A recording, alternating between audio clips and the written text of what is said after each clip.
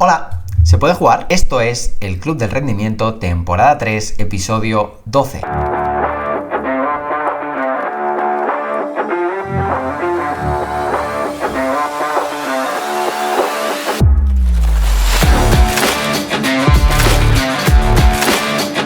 Hoy tenemos a Pau Díaz y es un episodio que me hace especial ilusión porque él fue una de las primeras personas en entrar en BTA, en Behind the Athlete, sobre todo en este departamento de rendimiento, de analizar deportistas, partidos y todo esto.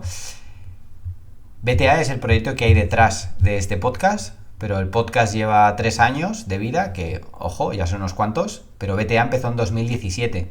Entonces, Pau ha estado aquí durante todo este tiempo y sabe todos los secretos, sabe cómo se ha desarrollado, cómo me he desarrollado yo también, éxitos, fracasos, cosas en las que nos hemos adaptado, oportunidades. Y entonces está muy chulo que haya venido. Es la primera vez que viene alguien de BTA a explicar cosas desde dentro, desde su visión. Y luego también hay otro tema, y es que Pau fue campeón de Cataluña de ajedrez cuando era pequeño. Está muy metido en este mundillo y es algo que siempre hemos aprovechado. Esta forma de pensar que tiene diferente, creo que es uno de los valores añadidos de BTA, y hoy pues lo exponemos aquí para compartirlo con todos vosotros y cerrar esta tercera temporada. Así que espero que disfrutes del episodio, que conozcas un poco más a Pau y BTA por dentro, y también muchas ideas que puedes sacar del ajedrez para aplicar en tu vida y en cualquier proyecto personal o profesional. Pau Díaz, bienvenido al Club del Rendimiento. Muchas gracias, es un placer. Bueno, en tu caso, bienvenido, pero tú estás en tu casa, solo que en otra habitación, ¿no? En la habitación donde trabajo también contigo. A ver, para que la gente un poco entienda, tú formas parte de BTA, que es el proyecto este de Behind the Athlete, que al final es donde sale el podcast, que básicamente lo que hacemos aquí es asesorar a deportistas profesionales, y muchas veces soy yo el que pone la cara o la cara visible, o la gente lo asocia conmigo, pero al final hay mucha gente detrás, ¿no? O sea, está claro que yo solo no podría hacer todo esto, ya no a nivel de tamaño, sino a nivel de impacto. Entonces, bueno, me hace bastante ilusión este episodio, que es el que va a cerrar esta temporada, porque es la primera vez que va a venir alguien de BTA, y además viniendo tú, que pues eres la primera persona, una de las primeras personas que entró, sabes todos los secretos, tanto de BTA como míos, entonces igual hoy se puede contar algo que la gente no sabe. ¿Cómo ves tú desde, o sea, BTA empezó en 2017 y tú llevas desde ese momento? ¿Cómo ves tú cómo se ha desarrollado hasta el día de hoy? Que casi son 10 años ya. Porque al final yo tengo mi visión como muy particular y muy sesgada, pero aprovecho aquí para preguntarte, pues, ¿cómo ves tú el desarrollo de todos estos años? Bueno, yo me acuerdo que tuvimos al principio, antes de empezar ni de conocernos, de que nos vimos 2 veces, y me estabas explicando, bueno, estoy desarrollando un proyecto y me parecía bastante interesante, pero claro, no tenía como la conciencia hasta dónde podía llegar, ¿no? De momento, creo que es un proyecto muy sólido porque han pasado muchas cosas, pues entre ellas la pandemia, donde se paraliza todo, y el proyecto pues sigue adelante, que muchos podrían morir, pero me gusta mucho el área, sobre todo de rendimiento, que es donde estoy, pero sobre todo también el hecho de que se ha diversificado en otros, por ejemplo, este podcast, que esto antes no existía, ¿no? Y se está creando. Entonces, hay muchas cosas paralelas que suceden, y creo que eso le da más solidez al proyecto. La verdad que me gusta mucho. Tú fuiste como mínimo del área esta de rendimiento, análisis de partidos, de trabajar más cerca de los jugadores, que una cosa que me gusta es que cada vez os habéis ido acercando más y, bueno, la mayoría saben quién sois, cosa que me parece muy chulo. ¿Tú por qué crees que yo te fiché? Porque fuiste la primera persona que yo fiché. ¿Por qué? Bueno, yo creo que es una buena pregunta. Yo creo que al final no intento exponerme mucho, sino que estoy más en la sombra y me siento muy cómodo ahí. Y de hecho es que tampoco quiero exponerme en muchos aspectos. Y luego, aparte, creo que, bueno, un día me viste analizando a un equipo que entrenaba y igual también esas capacidades técnicas, ¿no? De esos programas o del baloncesto como tal, creo que también ayuda. Aparte el perfil que tengo pues de entrenador, de deporte, de baloncesto, creo que también ayuda. Y entonces yo creo que todo eso se conjuga a nivel técnico y a nivel pues de capacidades clave, ¿no? Quizá. Y entonces, pues bueno, aparte que vivimos en la misma ciudad y eso también es un plus. Mira, yo te quería compartir una cosa personal de todos estos años, de cómo veía yo algunas cosas al principio y cómo han evolucionado hasta ahora, porque quería saber cómo lo veías tú. O sea, al final, tú me conoces bastante a mí, conoces bastante el proyecto, ves cómo se ha desarrollado todo, casi que tienes un poco ese punto de perspectiva, el mismo que a veces yo tengo con los deportistas que están muy implicados y veo un poco desde fuera, pues tú a veces también puedes ver eso conmigo. No sé si te acuerdas que yo al principio, cuando empecé esto, tenía como quizá una idea muy romántica con los deportistas, quizá irreal, ¿no? De vamos a estar con un grupo de deportistas, les vamos a acompañar durante toda la carrera y siempre va a ser el mismo grupo, vamos a ser un equipo. Bueno, casi como la gente que se enamora por primera vez, que piensa que va a ser para toda la vida y todo eso, y luego la realidad es que pues, hay cambios, hay diferentes intereses, se consiguen los objetivos, la gente quiere tomar otros caminos y se ha ido acomodando de una forma natural, ¿no? Pero me hace bastante gracia esa idea romántica que yo tenía al principio, que luego, pues, obviamente tuvo que evolucionar. Pues quería saber cómo lo has vivido tú todo eso, desde tu posición. O sea, el hecho de que entren y salgan deportistas te refieres y el hecho del proceso, ¿no? ¿Te refieres a esto? Sí, sí, y que quizá pues, la idea que yo tenía inicial muy romántica, o sea, por un lado, no es realista, pero también te digo que pensarlo de esta forma quizá también me ayudó a arrancar algo que es muy difícil de hacer, ¿no? Bueno, yo creo que sí, porque al final tú estás haciendo algo que te gusta y eso es lo más importante.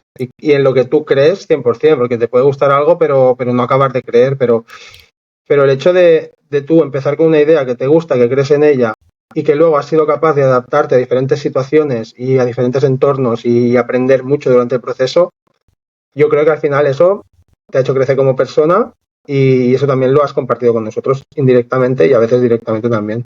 Entonces yo creo que en general el hecho de empezar con una idea y variarla no es malo, al contrario, es algo muy bueno, porque estratégicamente has podido adaptarte y trabajar con gente que igual antes pues no hubieses pensado ni trabajar o con otros que igual has dicho, mira, pues ahora esto no es el camino que queremos nosotros, ¿no? Y se separa y no pasa nada.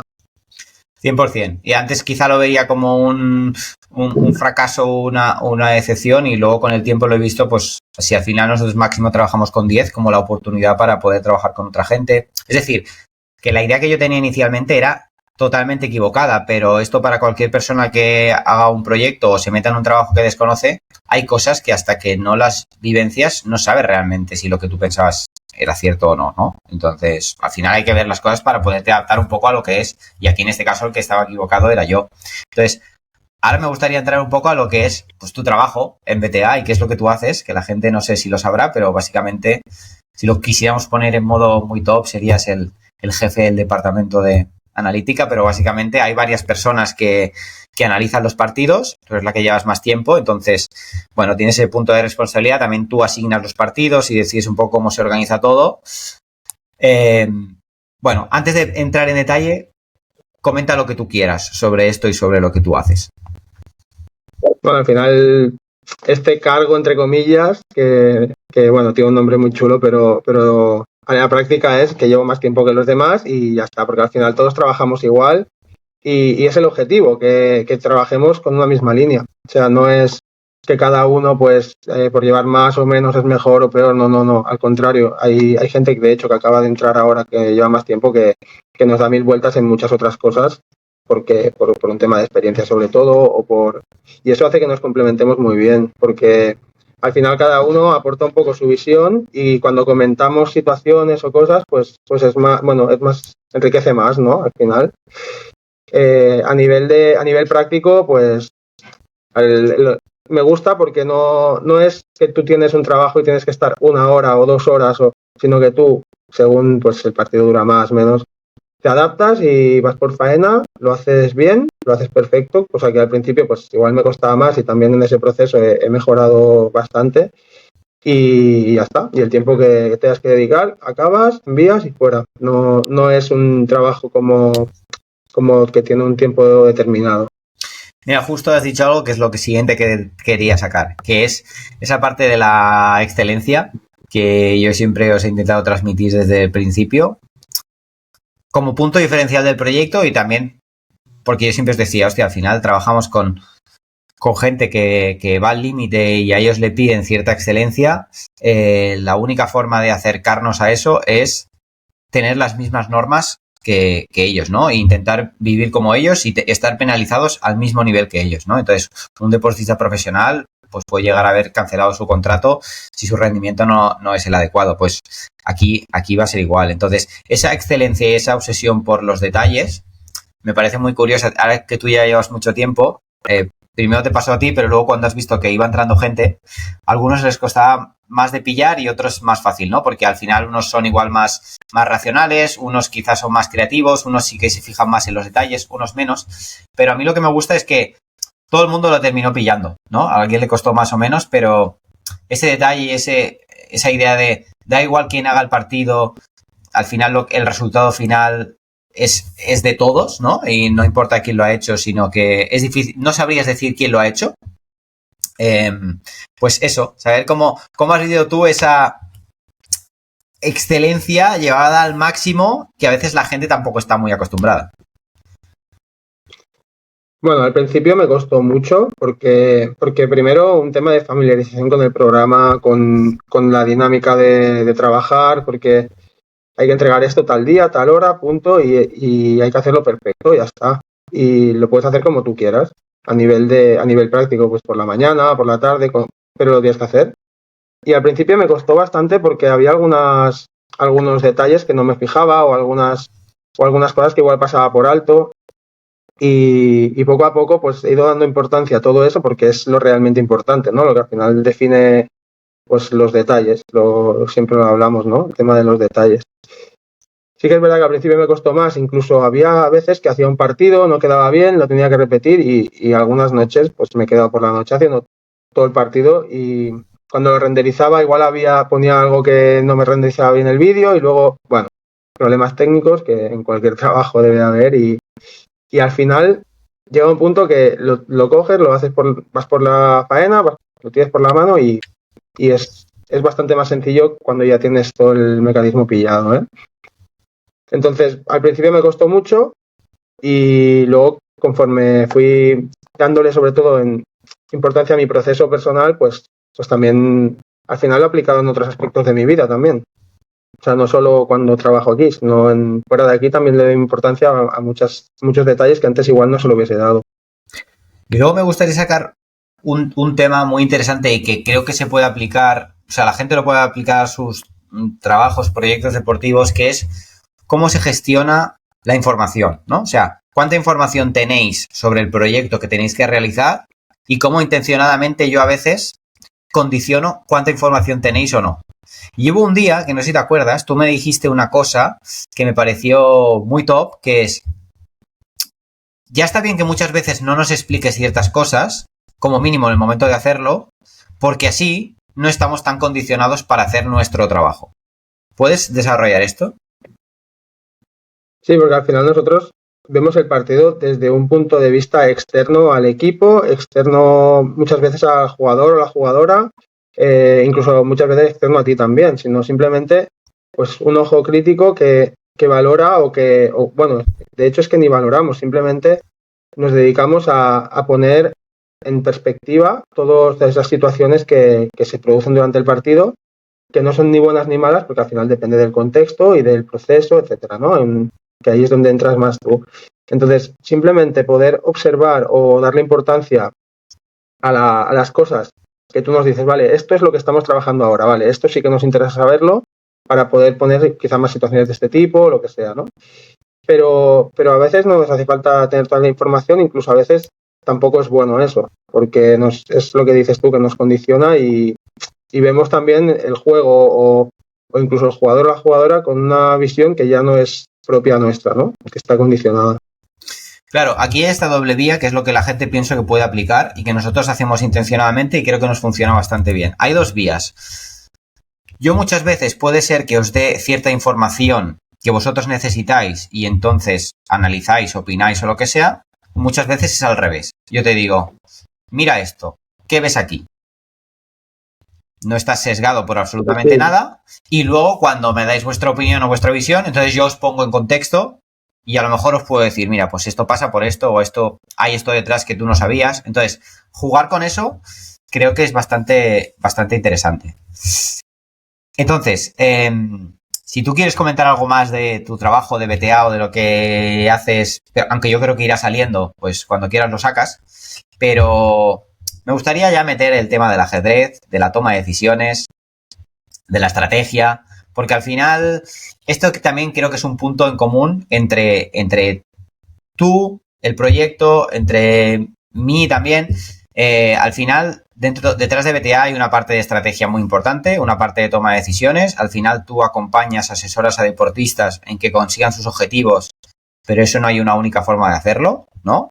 Incluso ahora el proyecto de Behind the Manager de asesoramiento estratégico a empresas, pues es un poco lo mismo en otro entorno, ¿no? Entonces, tú que has estado muy vinculado al ajedrez y luego hablaremos más de tu historia y lo que tú has hecho ahí, me gustaría sacar situaciones de tomas de decisiones y estrategias vinculadas al ajedrez que la gente quizá no se imagina, que pueden ser muy útiles y aplicables a muchos ámbitos, ¿no? Entonces, la primera cosa que te quería sacar, muy sencilla, es, por si la gente no sabe, en el ajedrez puedes ganar, perder o hacer tablas, ¿no? Empatar. Sí. ¿Hasta qué punto condiciona que el hecho de poder empatar sea bueno o perjudique a la competición? ¿Tú cómo lo ves esto? Claro, depende del tipo de competición. Yo las que he jugado sobre todo son competiciones donde hay mucha gente, entonces a veces te interesa, al final hay diferentes tipos de rivales, ¿no? Hay rivales que son más directos porque, pues, sobre todo en las rondas finales, y ahí te interesa, según cómo vayan los demás y los demás tableros, pues igual no perder, porque al final si pierdes, pues pierdes esa partida y además el posible average, entonces es más de un punto, ¿no? Entonces en un torneo que igual es a 9 rondas se te complica. Pues igual en otro deporte que son más jornadas, pues ahí perder un partido también es importante, pero tienes más margen de maniobra. Aquí, sobre todo, no perder es importante. Y luego, además, si consigues ganar, pues está perfecto. Pero las tablas, a mí no me gustan mucho. Yo soy más de ganar o perder o de salir a morir, porque me gusta más un juego un tipo más dinámico así. Pero sí que es una cosa que he estado últimamente trabajando en entender un poco más el juego en ese aspecto. Y, por ejemplo, hace poco jugué una partida donde yo ya veía que el rival quería atacar y dije, bueno, pues que se equivoque él. Me quedé atrás, cuando se equivocó, pues ya era mía. Entonces ahí digo, perder no perderé, o empato o gano. Y entonces ya tienes como una perspectiva y una presión que te quitas, ¿no?, de encima. Si el hecho de empatar es raro, ¿no?, porque en muchos deportes no se puede o se favorece no empatar. Pero bueno, por ejemplo, en campeonatos donde es a campeonatos mundiales o así, que es un rival contra otro, no perder es muy importante, porque no le estás dando ventaja al rival. Entonces, el hecho de hacer tablas, además es que hacer tablas en ajedrez no es como, o sea, se puede pedir, o sea, proponerle al otro de hacer tablas, y si el otro acepta. Pero claro, si tú quieres tablas, es posible que el otro no las quiera, porque igual a ti te beneficia y al otro le perjudica. Entonces, pedir, o si no, llegar a un final donde no se pueda ganar por falta de material o por posiciones que no se puedan ganar, ¿no? Vale. Entonces, no sé si te he contestado la pregunta. No, sí. O sea, yo quiero que tú no des nada por supuesto. Al final tú tienes un nivel muy alto de ajedrez, pero da igual. Si hay que explicar las cosas para novatos, quiero que lo hagas y yo voy a intentar hacer el esfuerzo de traspasar todo lo que tú vas diciendo, tanto al deporte como a la empresa, como a la vida en general, ¿vale? Entonces, por lo que tú has dicho, yo entiendo que en el ajedrez tú juegas a ganar o a que no te ganen. Bueno, yo sí, pero hay jugadores que no. Hay jugadores que juegan a estar cerrados, a no generar desventajas o no generar posibles errores y esperar el momento para... Pero ahí no es tanto jugar a que no te ganen, sino es un juego más posicional, esperar y aprovechar la oportunidad y salir a ganar en el momento, en tu momento, ¿sabes? Pero es diferente. Yo salgo a exponerme en ese caso, y exponerme quiere decir que las partidas son más divertidas y por eso me gusta, ¿no? Vale. Para mí.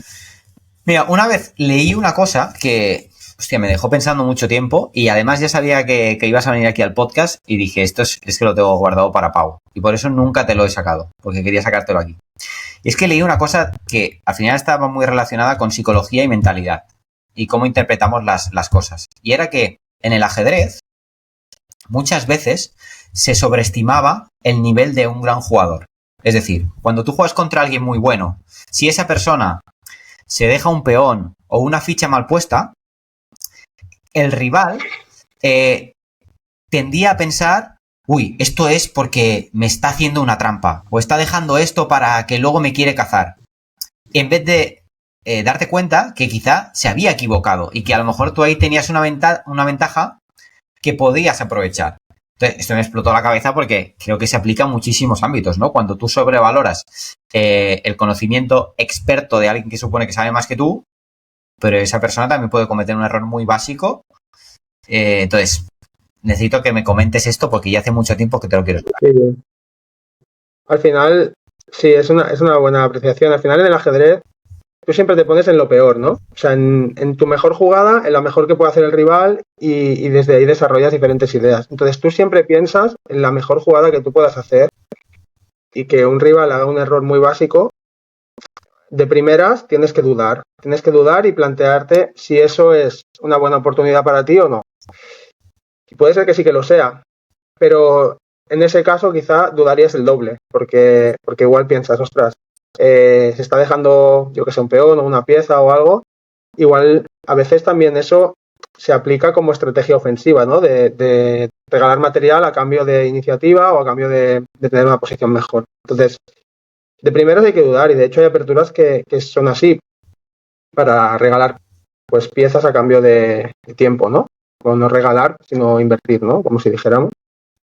Vale, pues mira, ahora te quería comentar un par de situaciones o conceptos para que tú lo expliques, que al final relacionan mucho el ajedrez y la estrategia, que uno es, yo esto no sé muy bien qué significa, tú me lo explicas, pero he visto que tú puedes hacer ajedrez táctico o ajedrez posicional. ¿Qué es esto? Sí. Bueno, un ajedrez posicional es un ajedrez como más de espera. Tú buscas llegar al final con pequeñas ventajas, con pequeños detalles que tú llegas a una posición final. Por ejemplo, si lo aplicamos a un deporte, pues llegar a un final con una ventaja, pues por ejemplo en baloncesto llegar a un final ganando de 5, ¿no? Un ajedrez táctico quizás sería donde tus piezas se desarrollan para buscar un objetivo a principio o a medio plazo, ¿no? O sea, buscar un ataque pues, por el flanco de rey, de dama o buscar acorralar al rey para entrar en redes de mate o lo que sea, ¿no? Pero tú colocas tus piezas para atacar y eso también te expone. Entonces, no hay un estilo mejor que otro y hay campeones del mundo que han utilizado los dos estilos. El tema es adaptarse a cada situación. Igual hay situaciones donde tú tienes que utilizar más un estilo en función tuya, en función del rival, en función de pues lo que decíamos de la competición. Igual, si tú necesitas ganar, pues igual tienes que atacar, ¿no? O estás en una posición ventajosa, igual necesitas atacar. Y el ajedrez posicional, pues es estar preparándote y cuando llegue el momento, pues tener todo listo para poder atacar, pero no tienes prisa en ese caso. No sé si me explico. Sí, creo que sí. Y luego hay otra dicotomía que es el pensamiento analítico versus el pensamiento creativo. Y me explico. Se da muy por sentado que el ajedrez es como muy racional, ¿no? O sea, yo tengo pensadas no sé cuántas posiciones, posibilidades, movimientos, pienso en no sé cuántos movimientos por avanzado, todas las opciones que hay. Pero claro, luego está la otra vía de cómo yo intento sorprender al rival o cómo hago cosas para que se tenga que adaptar. Incluso había visto que ahora que se juegan muchas partidas a nivel ordenador, inteligencia artificial, todo lo que tú quieras, que al final, si tiene ciertas partidas registradas, tú lo que también buscas es ponerle en situaciones que no ha resuelto antes, ¿no? Entonces, ¿cómo explicas esto? O sea, o cómo se balancea esto de vivir entre el pensamiento analítico y pensamiento creativo aplicado a esto? Es que yo creo que no es incompatible o no es que tú estés más en un estilo que en otro. A mí me gusta pasármelo bien cuando juego ajedrez y me gusta, pues, sobre todo hay situaciones donde tú puedes crear y tienes que aprovecharlo y hay una jugada que te sirve para crear, pero una vez tú ves la vía de creación o la manera de poder explotar esto, tú tienes que aplicar el análisis. Porque si tú empiezas a crear sin analizar nada, al final es que no vas a tener ningún resultado, porque vas a empezar a perder piezas y luego te vas a quedar sin opciones de atacar, por ejemplo, ¿no? Entonces, tú puedes encontrar una jugada creativa, pero después de encontrar esa jugada, tienes que analizar si es una buena opción o no. Igual encuentras una jugada que creativamente pues parece muy buena, pero luego no te lleva a nada, entonces la tienes o que desechar o que preparar mejor. Entonces igual haces alguna jugada para poder preparar esa jugada creativa que el otro pues igual no se lo espera. Y luego con lo que decías, pues sí que es verdad que cuando juegas a más tiempo tienes mucho tiempo para poder pensar y analizar esto y tú puedes yo he estado a veces 45 minutos valorando una jugada. Pero cuando juegas a 1 minuto o 2 es más intuición. Entonces ahí no tienes que analizar tanto porque es que no tienes tiempo para ello, sino es intuir. Y lo que decías de sorprender al rival, pues claro, cuando juegas tantas partidas, al final cada rival se siente cómodo cuando conoces al rival y juegas en torneos más de 1 contra 1, ¿no? Pues cada rival se siente cómodo en una situación. Tú tienes que entender bien cuál es la situación en la que tú estás cómodo, en las que te gustan jugar, y también entender al rival cuál le gusta jugar, cuál no, y a partir de ahí plantear un escenario desde el principio, pues, en la apertura, donde se produzcan situaciones donde tú estés cómodo y te guste jugar así. Por ejemplo, pues igual en mi caso situaciones más abiertas, donde puedas atacar al flanco de rey y no sé, por ejemplo, situaciones así son las que a mí me gustan más. Y en situaciones donde me siento más incómodo, pues situaciones cerradas, donde tú tienes que maniobrar más. Aunque ahora estoy trabajando en ello porque también me está gustando jugar así, con maniobras para llegar al objetivo, aún tardando un poco más, pero sin prisa y sin generar debilidades. Creo que es más sólido jugar así también en algunas situaciones concretas. Vale, pues mira, ahora te quería sacar, tú me regalaste un libro, que es Cómo la vida imita al ajedrez, de Kasparov, no sé bien cómo se pronuncia, y creo que fue todo un acierto ese libro que me regalaste porque a mí todas estas aplicaciones de estrategia y tal me encantan. Y quería sacarte algunos fragmentos del libro para que tú me los comentes, porque me parecen muy top. Entonces, hay uno que lo comenta justo al principio, que es cuando la gente busca esa receta universal, ¿no? Oye, explícame cómo se hace esto, cuál es el secreto para... aplicado a cualquier ámbito, ¿vale? Y en el libro, aplicado al ajedrez, lo describe de una forma espectacular cuando dice: aparentemente, todo el mundo esperaba un método concreto, una receta universal que se pudiera aplicar para obtener siempre grandes resultados. A los escritores famosos se les pregunta qué tipo de papel y bolígrafo utilizan, como si los instrumentos tuvieran algo que ver con la escritura. Es evidente que todas esas preguntas pasan por alto el hecho de que todos somos distintos, el resultado de millones de elementos y transformaciones que van desde nuestro ADN hasta esta misma tarde. Cada uno de nosotros crea su propio sistema para tomar decisiones. Nuestro objetivo es conseguir lo mejor de ese sistema, identificarlo, calibrar su rendimiento y encontrar fórmulas para mejorarlo. ¿Qué opinas y cómo el ajedrez te puede ayudar a esto? Bueno, esta frase a mí este fragmento que he leído a mí me gusta mucho porque al final es lo que decíamos antes. Cada uno tiene que entender el contexto en general, primero, cómo es él mismo o ella misma en general, ¿no? Cómo le gusta, dónde está cómodo, cómo le gusta actuar. Y a partir de ahí, una vez tú tienes este autoconocimiento, que yo creo que la mayoría de gente no tiene, o la mayoría de gente, más en la vida actual que llevamos, ¿no? Que es todo muy superficial, pues aún es más difícil poder profundizar en ti mismo. Una vez tienes esto, ya tienes mucho ganado, porque esto es fundamental. A partir de ahí puedes empezar. Y una vez tú ya sabes por dónde o qué situaciones te gustan, entonces tú tienes que exponerte a eso. Y también es verdad que te va bien exponerte a situaciones en las que no estás tan cómodo para adaptarte, pero sin frustrarte si va mal. Sino, pues mira, voy a adaptarme a esto y voy a exponerme a esto, sabiendo que es posible que vaya mal, pero que me sirva como aprendizaje. O sea, que en cosas que igual no sean tan importantes en tu vida, ¿no?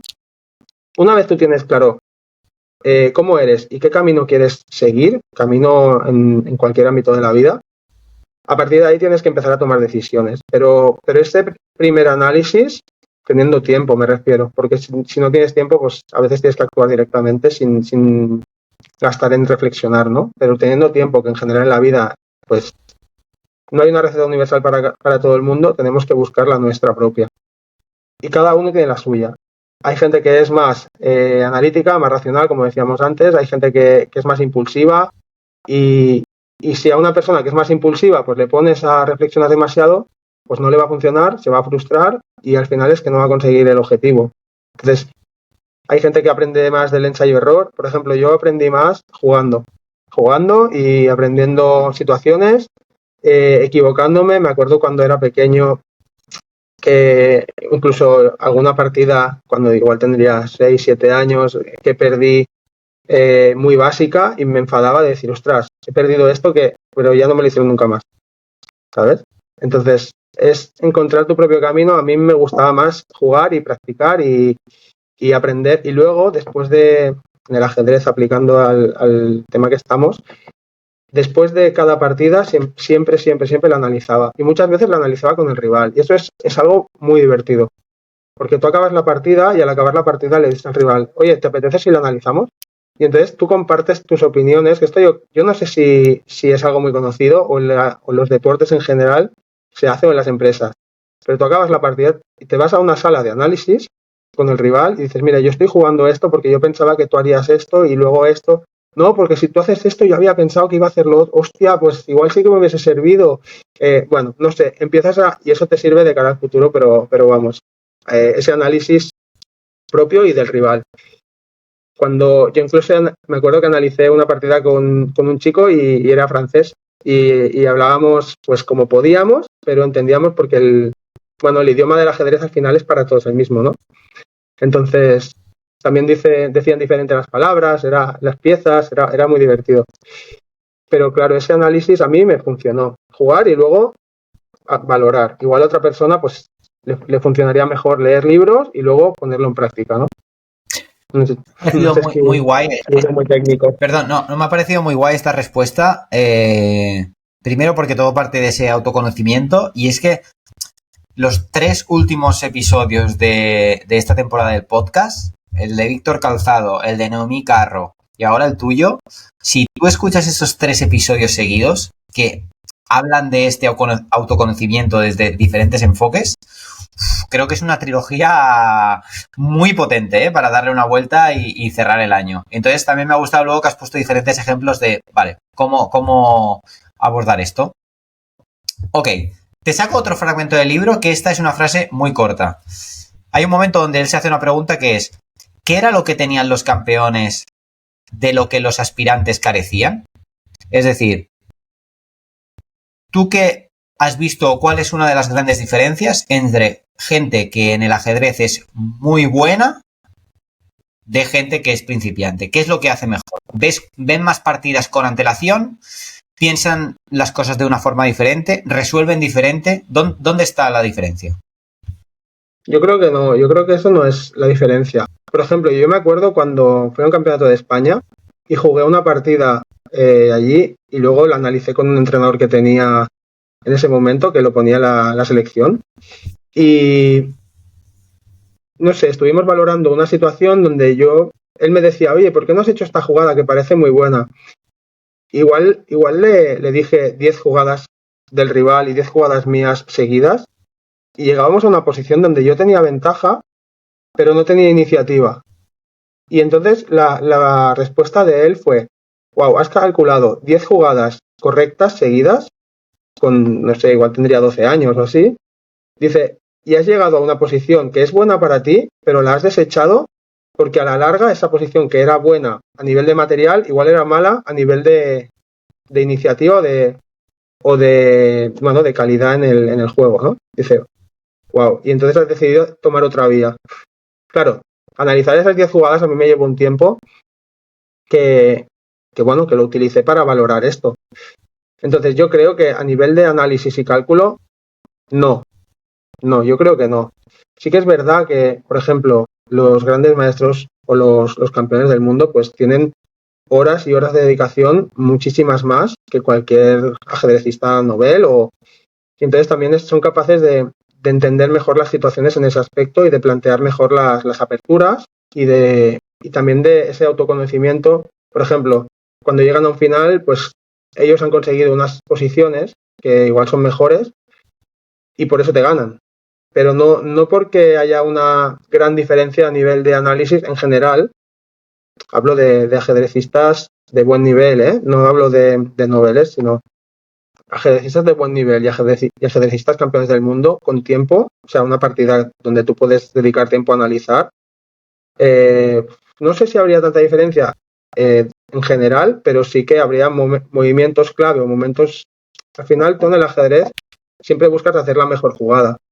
Y tú eres capaz de hacerlo, porque en la partida está. O sea, tú ves la posición y tú eres capaz de encontrar la mejor jugada. Siempre y cuando dediques tiempo y dediques la energía al momento oportuno. Pero claro, el gran maestro va a hacer mejores jugadas mucho más veces y mucho más regular que tú. Y a la larga eso se nota. Vale. Como paréntesis, esta categoría de gran maestro, ¿qué es lo que se necesita para llegar ahí? ¿Son X victorias, X puntos, X tiempo? Mira, hay diferentes categorías. De hecho está el maestro catalán, el maestro español, el maestro internacional y el gran maestro, ¿no? Entonces, esto va por torneos donde se cumplan una serie de normas de grandes maestros. Por ejemplo, que haya una puntuación media de los participantes y tú consigas más de X puntos, tú consigues como una norma que se llama como un punto para tener ese gran maestro o ese maestro internacional, o depende del torneo, las normas que cumpla. Cuando tú consigues 3 a nivel internacional, pues entonces consigues ese título. Ok. ¿Y ese es un título que con el tiempo se pierde? O sea, como en el tenis, que vas perdiendo tus puntos año siguiente, ¿o es algo que una vez lo consigues ya lo tienes para siempre? A nivel español, catalán, internacional, yo creo que lo mantienes. A nivel gran maestro no lo tengo claro. Ok. Vale.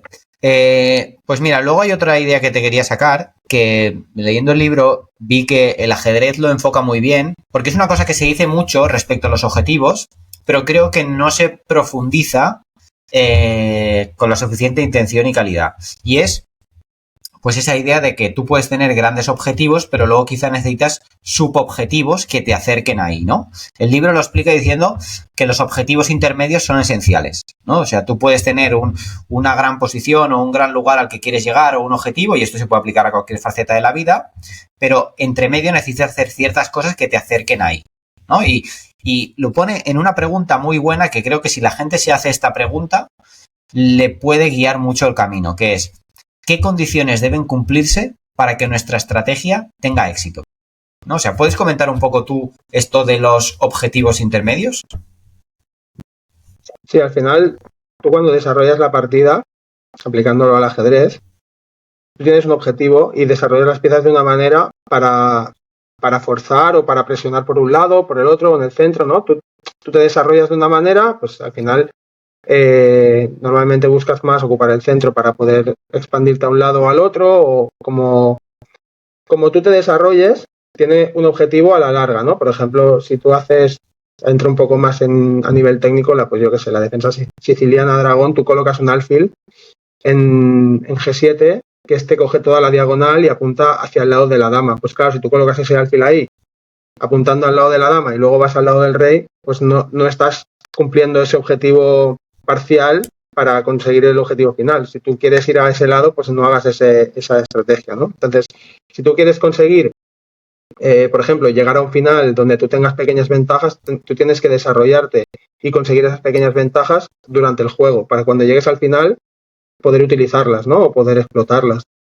Entonces, como tú desarrolles las piezas y las jugadas que hagas, te va a llevar a conseguir esos objetivos parciales que tú te planteas de principio para poder llegar a la victoria, ¿no? En este caso, o a no perder, o a lo que tú te plantees en el ajedrez. Entonces, el tema de los objetivos parciales es cómo tú estableces tu posición, cómo tú vas ordenando, llevando tus piezas a la situación donde quieres que vayan para eliminar piezas del rival o mejorar tus propias piezas, que eso es muy importante, tener tus activos, ¿no? Tus piezas en una buena posición para a partir de ahí poder tenerlas activas y si en algún momento las tienes que utilizar para una cosa o para otra, pues esos objetivos parciales, igual el objetivo parcial es defenderse y eliminar, yo qué sé, un alfil que te está haciendo, pues no sé, por ejemplo en el ataque inglés tú siempre buscas quitar ese alfil del fianchetto, ¿no? Porque es un alfil que sirve para defender y si lo quitas, pues el rival se expone mucho, ¿no? Vale. Y luego hay otro tema que me pareció súper interesante y también aplicable a cualquier cosa, que es cómo se encuentra el equilibrio o cuánto hay que fijarse en uno mismo y cuánto hay que fijarse en el rival. O sea, cuánto te tienes que preocupar de ti y cuánto te tienes que ocupar del rival.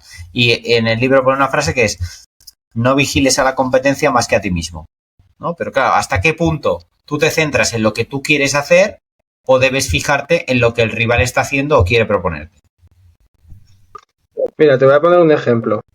En un campeonato que jugué de España, unos años después de este que comentaba antes, cada vez que jugaba contra un rival que era de una comunidad autónoma concreta y tal, me hacían la misma jugada, la misma defensa, me hacían la lapín, ¿no? Que era una defensa para contrarrestar lo que yo hacía siempre. Entonces, ellos se fijaban mucho en esto. Yo desarrollé, cuando me lo hicieron una vez, yo desarrollé un tipo de situación para sacar ventaja a partir de ahí y poder tener mi misma actividad, mi misma estrategia y tal, pero contrarrestando lo que yo ya sabía lo que me iban a hacer. Porque cada vez que jugaba contra uno de allí, pues me hacían lo mismo, ¿no? Igual jugué 4 partidas iguales, básicamente, ¿no? En la primera sí que me generó dudas, luego ya lo tenía bastante por la mano. Y entonces yo creo que siempre tienes que preocuparte de ti, evidentemente. Es que cuando juegas un campeonato, no es mi caso, ¿no? Pero un campeonato mundial, como en el libro se expone, que este también lo conozco, ahí juegas siempre contra la misma persona y ahí sí que puedes preocuparte también más de la otra persona, pero en un campeonato normal o en un campeonato de liga de cualquier deporte, contra cada equipo vas a jugar 2 veces, como mucho. O si juegas una competición solo vas a jugar 2 veces. Entonces, tú siempre vas a jugar. Todas las jornadas vas a estar tú en el campo, pero el rival igual está 2 veces. Entonces, yo creo que preocuparte de ti te sale muchísimo más a cuenta. Y luego, un poquito del rival sí que te tiene que importar, porque al final tú te vas a adaptar a ello, ¿no? Pero preocuparte de ti es súper importante. Y bueno, y eso al final es a nivel estratégico, como tú planificas lo que a ti te gusta, donde tú te sientes cómodo. Por decir algo, si tú tienes un equipo joven, dinámico o tal, pues igual te interesa más jugar pues con mucho ritmo. Y ese es tu objetivo, ¿no? Pero si tú tienes un equipo y te preocupas del rival y te dedicas a jugar a una cosa que tú no estás cómodo, pues al final es que no te va a salir a cuento. Vale, y ahora hemos llegado a una idea que yo ya quería llegar hace tiempo, que cuando la descubrí me explotó la cabeza, que te la dije un día y a ti te pareció súper fácil, pero a mí me ha dado mucho que pensar. Y es que en el ajedrez se está bailando todo el rato alrededor de 3 conceptos, que son el material, el tiempo y la calidad. O sea, por ponerlo, contextualizar que la gente lo entienda muy rápido, o sea, el material al final son las fichas o las piezas o los recursos que tú tienes en cualquier proyecto. El tiempo, pues es algo obvio, ¿no? Y la calidad es, pues, en qué posición te encuentras o cuánto puedes aprovechar tú los 2 anteriores, ¿no? Háblame lo que quieras de material, tiempo y calidad y luego te voy a leer un fragmento del libro de cada uno. Vale, mira, como has dicho ahora, el tiempo que es muy obvio, pues a mí el tiempo es una de las cosas que no me parecen tan obvias, ¿no? Porque a veces tú piensas el tiempo, pues eso, en minutos, en segundos, ¿no? En días o en meses, lo que sea. Pero, por ejemplo, en el ajedrez el tiempo es también la jugada que yo hago. Porque si yo hago una, no hago otra. Entonces, dedico mi tiempo a hacer esa jugada. No el tiempo del reloj, sino el tiempo, el uso de mi jugada la utilizo ahí. Y, por ejemplo, en un proyecto de empresa, igual dedicar el tiempo a desarrollar una cosa, pues te impide desarrollar otra. Entonces, a nivel de tiempo, que has dicho es muy obvio, pues igual es una de las cosas más importantes, porque el tiempo al final es muy limitado y entonces tenemos que bueno, enfocarlo bien. A nivel de calidad, también me parece muy curioso porque normalmente pues cada pieza tiene un valor, ¿no? Se dice que los peones valen un punto y a partir de ahí pues se desarrollan las demás piezas con ese valor. Pues el alfil valdría 3, el caballo 3, las torres 5 y la dama dicen que 9 y el rey pues la partida, ¿no? Porque sin rey no... Bueno, la calidad de cada pieza se mide en puntos, pero también es diferente porque al final si tú tienes un caballo en el centro o un alfil que ocupa una diagonal muy importante, para mí no vale 3 puntos. Y hay partidas donde se intercambia una torre que vale 5, que igual era una mala torre, por un caballo que era muy bueno, porque ese caballo pues no valía 3, sino que al final esa calidad, como si dijéramos, es relativa.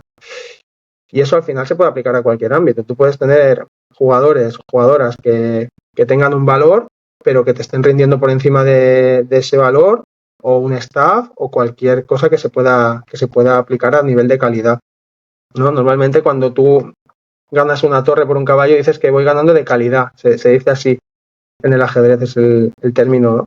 Entonces, tener unos activos o unas piezas con una buena predisposición, pues también hace que esa calidad tuya de las piezas aumente y tu valor, aunque sea el mismo a nivel de puntos, tus piezas están más activas, entonces pues tiene más calidad, ¿no? Y entonces el último concepto era el tiempo, la calidad El material. y ¿cuál? El material. Bueno, si el material al final lo relacionamos con esto que hemos dicho. Para mí, la calidad también puede tener que ver con nosotros mismos y el material pues tiene que ver con cómo están estas piezas, ¿no? Entonces también eso influye. No sé si te he contestado la pregunta. No, sí. Me gusta mucho cómo has vinculado el tema del tiempo con lo que al final sería el concepto de coste de oportunidad, ¿no? Que cuando haces unas cosas no puedes hacer otras. Y eso es muy importante porque la gente a veces valora cuál es la mejor entre dos opciones, pero no valora que tú al final luego solo coges un camino y el otro ya no lo puedes ver. Y luego el tema este de la calidad y el material vinculado a qué provecho le estás sacando tú a tus recursos, a tus activos, no sé, a las personas, a los deportistas, cuánto están rindiendo por encima o por debajo de su nivel, me parece súper interesante y también transferible a un montón de cosas. Entonces, te voy a leer un fragmento de cada uno. Hay uno que es sobre el material y el tiempo que me pareció muy top y comentas lo que quieras y luego te leo uno sobre el otro. Mira, el del material y el tiempo es este. El material es valioso en función del uso que puedas darle. La disponibilidad de tiempo solo es importante si nos ayuda a mejorar la eficacia de nuestro material. Disponer de una hora extra al día sería un regalo para casi todos, excepto para el que está encerrado en una celda. Debemos usar el tiempo para mejorar nuestro material, no simplemente para tener más. Tanto material por sí mismo como el tiempo desperdiciado son igualmente inútiles para alcanzar nuestros objetivos. Sí, al final es lo que decíamos, ¿no? De aprovechar al máximo tus recursos y bueno, y amplificar, pues, por ejemplo, el caballo ponerlo en una situación donde domine más el tablero, los alfiles colocarlos en diagonales importantes, no encerrarlos. Hay un concepto en el ajedrez que se llama el peón gordo. El peón gordo es un alfil que actúa como peón, porque lo colocas en una posición donde hace función de peón. Entonces, claro, al final es aprovechar tus recursos al máximo y también, si lo aplicamos también al ámbito empresarial o lo que decíamos, hacer que el rival tenga sus recursos poco disponibles. Eso también es muy, muy interesante.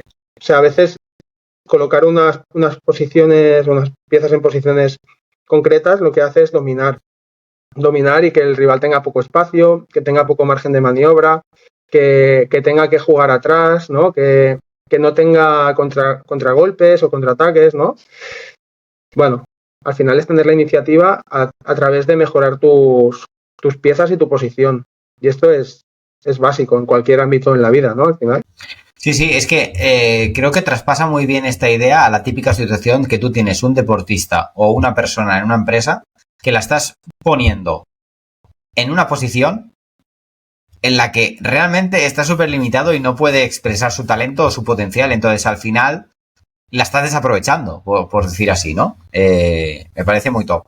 Y luego la otra, el otro texto sobre la calidad, que precisamente habla sobre el alfil malo.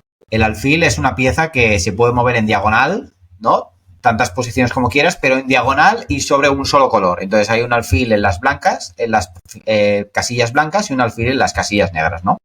Entonces, el texto dice esto. El alfil puede ir a todas las casillas que quiera, moviéndose en diagonal, pero siempre a las de un solo color del tablero. Ello le da mucha amplitud de movimientos, aunque predecibles. Si muchas casillas del color del alfil están ocupadas por peones del mismo color, su movilidad queda muy limitada. En este caso hablamos de un alfil malo, aunque su naturaleza intrínseca no ha variado desde el principio de la partida. Es la calidad la que ha disminuido, debido a las circunstancias del momento. Desde un punto de vista práctico, el de la utilidad, es inferior y así debe considerársele. En la práctica, dicha situación se refleja en la dirección que toma la partida.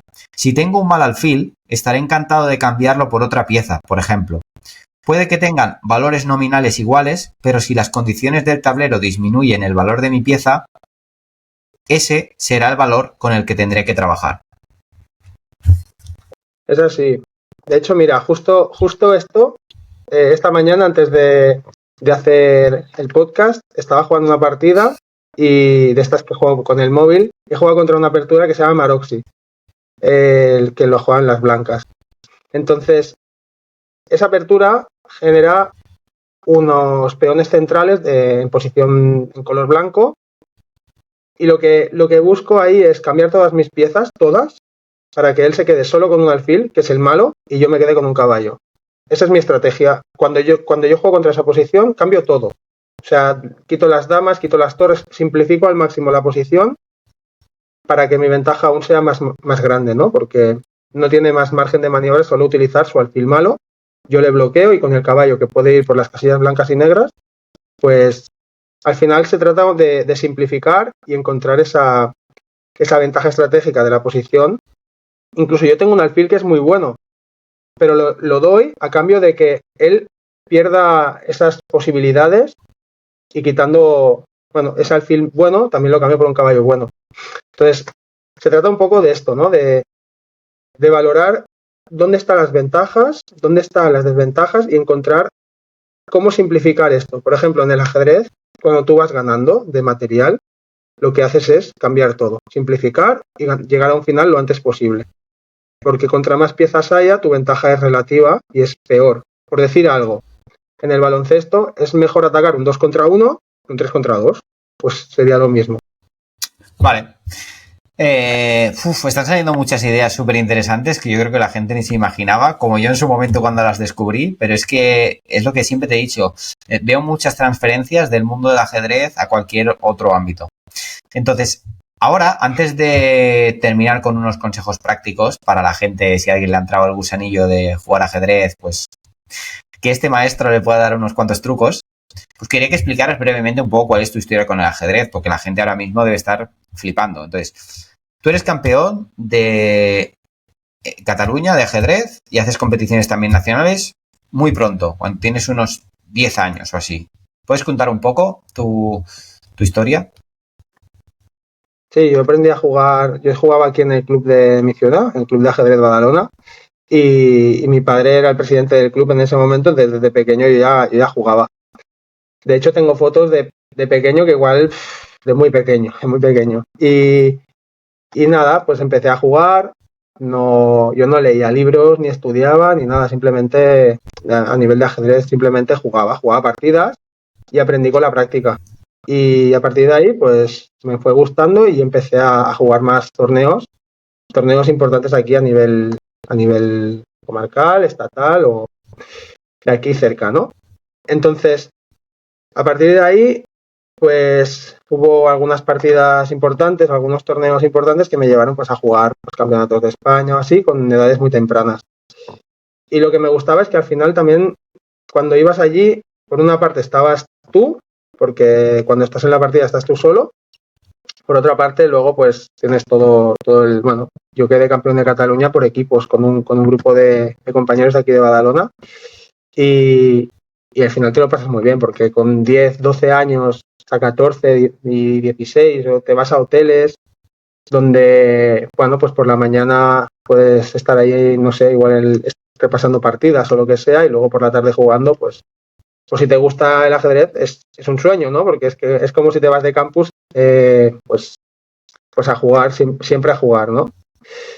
Y luego cuando acabar las partidas, pues a veces nos bajábamos por la noche y nos poníamos a jugar pues otro tipo de ajedrez que es diferente, que, bueno, con normas cambiadas para variar un poco, ¿no? Por cambiando cositas. Y la verdad que jugabas bueno, son experiencias muy chulas. Pero también es verdad que cuando tú estás en ese entorno, estás muy focus y no ves más allá bueno, tengo partida esta tarde, o no aprovechas, no acabas de disfrutar todo el entorno que se te ofrece, porque al final es un nivel competitivo muy alto. O sea, tú por la tarde tienes partida o por la mañana, había días que hacíamos, o sea, igual en una semana jugábamos, o en 5 días jugábamos 9 partidas. Había un día que era mañana y tarde, al siguiente día solo por la tarde, luego el día siguiente mañana y tarde. Y a veces hay partidas que pueden durar 4 o 5 horas tranquilamente.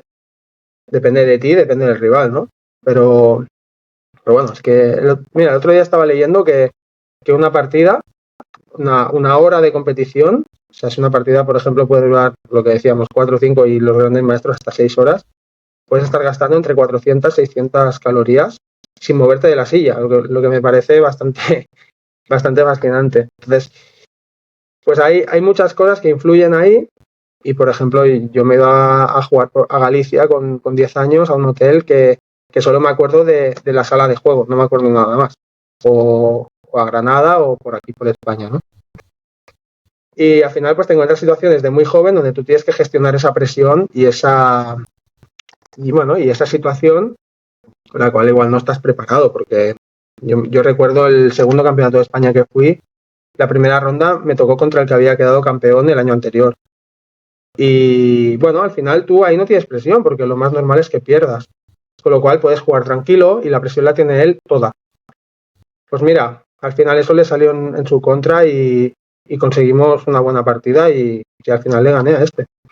La verdad que gestionar la presión también es algo muy importante, pues en general en la vida, ¿no? Y luego eso, pues yo creo que me ha servido en muchos ámbitos posteriormente, ¿no? Que te das cuenta de, bueno, pues si tienes que hacer una selectividad o tienes que ir a algo importante. Yo la verdad que funciono mejor bajo presión.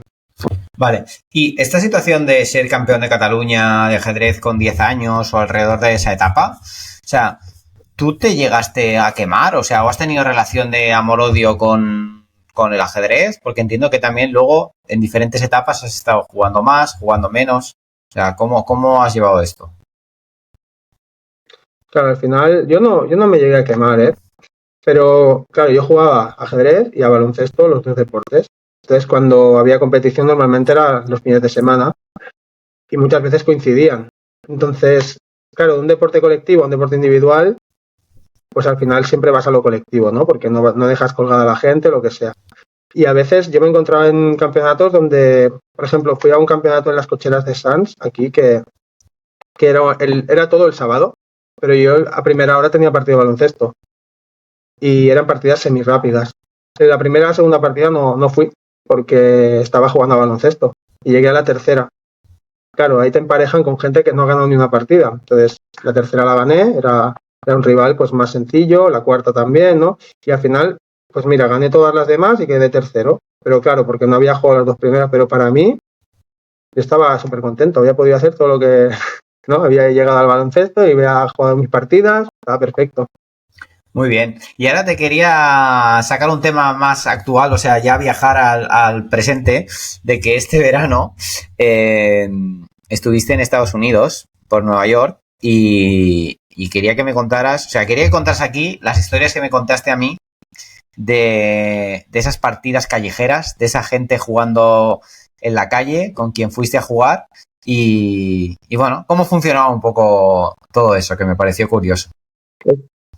Es divertido esto porque allí se juega en la calle, cosa que aquí no he visto nunca. Bueno, sí que por Europa en algún sitio concreto, alguien que está jugando y también ha habido partidas por ahí que he jugado, pero allí en Nueva York se juega en la calle de manera profesional. Hay gente que se dedica a eso, a jugar en la calle y juegan muy bien, la verdad. Entonces jugué contra un hombre en Times Square y claro, en medio de allí todo el mundo mirando. La verdad que estuvo bien la partida.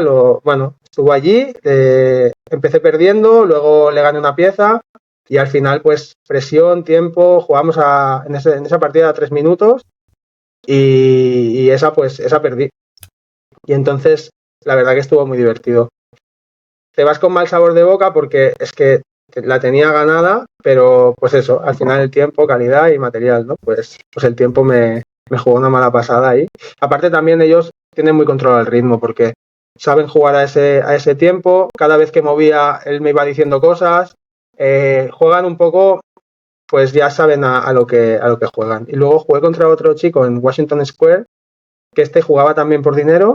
Pero, perdona, ¿puedes explicar bueno, un poco, ¿puedes explicar cómo funciona un poco eso de que están ahí sentados esperando a alguien que venga a jugar y si tú quieres jugar contra ellos, o tienes que poner dinero o cómo funciona esto? Y luego, pues, todo el trash talking y todas las trampas, bueno, trampas, no sé, igual son válidas, todo el guarreo que te hacen porque al final tienen mucha experiencia. O sea, ¿puedes explicar realmente cómo funciona? Sí. Mira, el primero que jugamos eran $10 y el que ganaba se los llevaba. O sea, si ganaba yo, pues él me daba $10 a mí.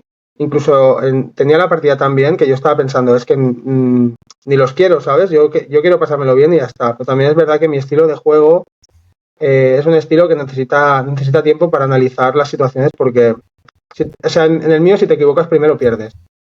Entonces el objetivo al principio es no equivocarte porque es pues juego muy, muy abierto, muy agresivo, muy alegre. Y él no. Entonces, bueno, esa la perdí. Luego la segunda eran $5 que tú los pagabas sí o sí. Si ganabas, él te los devolvía. Entonces yo le dije, mira, es que yo quiero jugar una partida y ya está, ¿no? Yo lo hago esto para divertirme y me gusta. Yo me expongo mucho cuando juego y yo sé que jugar a 3 minutos en la calle pues no es mi mejor escenario. Y entonces, bueno, jugamos una partida y jugamos a 5 y la verdad que estuvo muy divertida y él me ganó. Y entonces me dijo, oye, tú juegas muy bien, vamos a hacer otra. Y dice, todos los que jugamos en esta plaza somos maestros. O sea, la gente que jugaba allí en Washington Square, como que es muy típico jugar allí. Y todos se ve que tenían buen nivel. Bueno, jugamos otra, esa le gané yo. Entonces, el chico se picó y quería jugar otra. Y entonces volvimos a jugar otra y también hizo un movimiento que le dije, mira, esto no lo hagas porque es que si haces esta jugada ya, o sea, vas a perder. Y entonces tiró para atrás, bueno, ya no es como muy oficial y entonces él dijo, bueno, mira, espera, vamos a hacer otra, ¿sabes? Como que se rindió, hicimos, y digo, mira, es que yo estoy aquí de turismo y me dice, pues tú ven aquí a jugar cuando quieras porque me lo he pasado muy bien, tal, ¿sabes? Me preguntó mi nombre y bueno, y me dijo que fuera para allá cuando quisiera y bueno, sin pagar ni nada, simplemente para pasárnoslo bien y aprender, ¿no? Que al final es un poco el espíritu del juego. Y la verdad que estuvo muy divertido, pero claro, estaba allí, no podía estar una hora entera allí, la gente esperando. Bueno, entonces nada, pues nada, jugamos 3 partidas y me lo pasé bien, ya está. Le di $5. ¿Y puedes contar un poco las guarradas esas que me contabas que hacían? Lo de hablarte, lo de que el tiempo en su lado, porque la gente igual no sabe ni cómo funciona lo del tiempo, en qué lado te pones. Cuenta un poco todo esto. Sí, mira, normalmente si juegas con negras tienes el reloj en tu mano derecha porque te da como una ventaja, ¿no? Porque tienes que mover y darle al reloj con la misma mano. Entonces, si juegas con la derecha, pues tienes ventaja, ¿no? Luego, el primero se puso el reloj, el jugué en Times Square, el reloj un poquito más para él. Luego, cada vez que le daba el reloj, le tenías que dar muy fuerte, porque si no le dabas fuerte, no contaba. Entonces llegó un momento que a mí me había pasado 1 minuto y a él le había pasado pues igual 15 segundos. Y digo, es que esto no está funcionando bien. Cuando me di cuenta, bueno. Luego, me hablaba todo el rato. O sea, cada jugada que hacía me iba diciendo cosas. No sé, como cosas así. Luego, con el otro chico que jugué, pues el reloj en vez de estar en el medio estaba un poquito más hacia él. Hizo una jugada que era ilegal, porque es que se saltó un peón, o sea, había un peón que lo pasó por encima y vamos, eso no lo había visto hacía mucho tiempo. Y dije, oye, esto no lo puedes hacer si hay un peón aquí. Ah, vale, perdón. Pero si no te das cuenta, claro, el tío me comió la dama, no podía hacerlo. Se lo dije. Y dice, vale. O sea, como que muchas cositas que van jugando a su favor y claro, pues bueno, al final va sumando, ¿no? pero te lo pasas bien, porque tú ya cuando juegas la primera no, pero luego ya te lo ves venir. Y ya te digo, la segunda ya le gané y estuvo muy bien. Además le entregué una torre, le entregué un alfil, una partida muy divertida. Por eso el tío quería volver a jugar, porque estábamos pasándolo bien. Al final, ellos trabajan allí, me dijo que trabajaba como de 9 de la mañana a 9 de la noche, algo así. Y cada persona que venía jugaba. Dice, yo lo que no quiero es perder el tiempo. Entonces, si pierdo el tiempo, pues gano el dinero, ¿no? Pero contigo, pues mira, no estoy perdiendo el tiempo, por lo tanto, pues jugamos y ya está. Contigo ganaba calidad, ¿no? Vale. Y ahora por terminar, ahora la gente estará un poco así caliente, con ganas de hacerse una partida de ajedrez y aprovechando que tenemos a este maestro, pues que nos dé algún truquillo. De entrada, hay una cosa que, bueno, quiero mencionar así, que nosotros hace tiempo, que ya te dije que quería darle una vuelta a este tema de ajedrez, de cómo le podríamos dar uso y aplicarlo a diferentes ámbitos. Actualmente lo estamos utilizando con una jugadora con la que trabajamos, una deportista que está lesionada de larga duración, y estamos utilizando el ajedrez para mejorar temas estratégicos, de toma de decisiones y, bueno, creo que es un proyecto chulo. Pero lo que te quería preguntar ahora es, oye, ¿tú nos puedes dar algunos trucos de principiante básicos para jugar mejor ajedrez? Bueno, para jugar mejor al ajedrez, bueno, yo recomendaría, lo primero, pensar en qué estrategia quieres hacer, ¿no? Al principio igual jugaría algo más conservador y sí que ocupar el centro, porque desde allí puedes llegar a las esquinas, ¿no? Y a nivel muy básico, pues si mueves una pieza, moverla a algún sitio que esté defendida, ¿no? Para no exponerte mucho. Proteger el rey, enrocarte, ¿no? Y tener una estructura de peones sólida. Y luego a partir de ahí tener un plan y ir consiguiendo, pues decir, vale, voy a atacar por aquí y llevar tus piezas hacia allí y empezar a ubicarte para poder atacar por ese lado, ¿no? O sea, si a nivel muy, muy, muy básico, esto podría servir. Luego, ver un poquito hacia dónde está yendo el rival para poder anticiparte y si puedes hacer alguna jugada que le interrumpa o que le cierre, pues, por ejemplo, con este chico que jugué en Washington Square, yo vi que él quería cerrar la posición porque no quería un juego dinámico. Y digo, vale, perfecto, pues vamos a cerrarlo todo menos un lado y por allí ataqué yo. Entonces, él no podía atacar por ningún lado, lo único que podía hacer era defenderse, ¿no?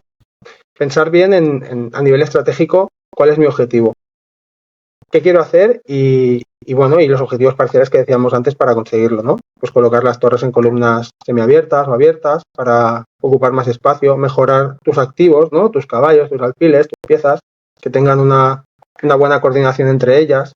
A mí, por ejemplo, me gusta mucho la pareja de alfiles. Es una de las cosas que más me gusta porque pueden dominar el tablero muchas casillas, pues con una pieza que vale poco, ¿no? No sé si esto puede ser útil y si alguno quiere jugar, pues bueno, podemos jugar alguna partidita. Sí, pero mira, yo te voy a combatir una situación que me ha pasado, que seguro que le ha pasado a mucha gente que no sabe jugar y que es principiante. Tú empiezas una partida y dices, ¿cómo empiezo? O sea, es que al final no tengo criterio. Me da igual empezar de una forma o me da igual empezar de otra. Entonces, ahí pienso, claro, si tienes poco nivel, ¿es mejor no llevar la iniciativa y reaccionar a lo que haga el otro? Y la otra cosa que me ha pasado alguna vez es, si quiero tener un plan, como tú dices, no, voy a hacer mi estrategia, ahora voy a hacer esto, voy a hacer lo otro, como que me centro demasiado en mí y quizá no veo cosas que está haciendo el rival y luego me las como con patatas. Y luego, alguna vez me ha pasado lo contrario, de decir, vale, voy a intentar como a ver qué está haciendo el otro, no sé qué, no sé cuántos, pero realmente luego pienso, ya, pero es que entonces, es que yo no tengo ningún plan, o sea, yo voy aquí como pollo sin cabeza, no sé ni lo que estoy haciendo. Entiendo que esto es muy... Vale. Sí, entonces yo creo que el tema es preguntarse el por qué. El por qué hago una jugada y por qué el rival está haciendo esa jugada. O sea, por qué el rival ha movido este peón. ¿Cuál es su objetivo? ¿No? ¿Qué quiere hacer? ¿Por qué yo hago esta jugada o por qué no hago la otra? ¿No? Entonces, encontrar el porqué de las situaciones o la toma de decisión que hace cada uno, yo creo que es súper importante. Eso para mí es clave. O sea, encontrar el por qué está haciendo una cosa, por qué se está posicionando de esta manera, por qué está llevando las piezas allí, ¿no? Básicamente esto. Vale. Y luego, ¿hay algún otro error de principiante, por terminar, que tú veas es que es habitual cagarla en esto y cómo solucionarlo? Bueno, yo creo que error de principiante puede ser no dar valor al material. Por ejemplo, hay gente que dice, bueno, pues con esta torre me como un peón y luego me come a mí. Digo, bueno, ya, pues que la torre vale 5 y el peón vale 1. Entonces, estás saliendo perdiendo de esto. Entonces, yo creo que decir, vale, ya, pero le he matado al otro, ya, pero él te ha matado a ti. Entonces, ese intercambio no es justo. Yo creo que darle valor, el valor que tiene a cada pieza, eso es muy importante. O sea, si una pieza vale más y la intercambias por otra cosa que vale menos, no lo hagas, y si es al revés, pues sí, porque vas a salir beneficiado. O sea, al final no tiene un valor porque sí, sino el valor lo tienen por la utilidad que puedan tener en el tablero o por la utilidad que le puede dar a futuro, ¿no? Vale. Muy bien, pues hasta aquí. Yo creo que ha sido bastante chulo, bastante interesante. Hemos hablado un poco de BTA, de tu papel en el proyecto, del ajedrez. O sea, creo que hay un montón de ideas que se pueden aplicar a un montón de sitios. Por terminar, yo solo quería aprovechar este espacio publicante por agradecerte toda tu implicación en el proyecto y todos estos años, con todos los que nos hemos reinventado, adaptado, mejorado, modificado, las cosas nuevas que han salido y espero que sigan saliendo. Pues agradecerte esto aquí y ya sabes que siempre dejo que la gente se despida como quiera, o sea que tú cierras esto. Tú cierras la partida. Bueno, pues nada, agradecerte, Albert, por estar aquí, por darme la oportunidad de estar aquí y nada, que a ver si le damos a este proyecto un impulso porque yo creo que pueden salir cosas muy chulas. Bueno, pues hasta aquí la tercera temporada y este episodio. Espero que te haya gustado. Han salido un montón de ideas sobre el ajedrez y estrategia que la puedes aplicar a lo que quieras. Ya sabes que si quieres estar más cerca nuestro y ver qué va a pasar a partir de ahora, apúntate a la newsletter, que tienes el enlace en la descripción. Echa un vistazo a BTA si no lo conocías.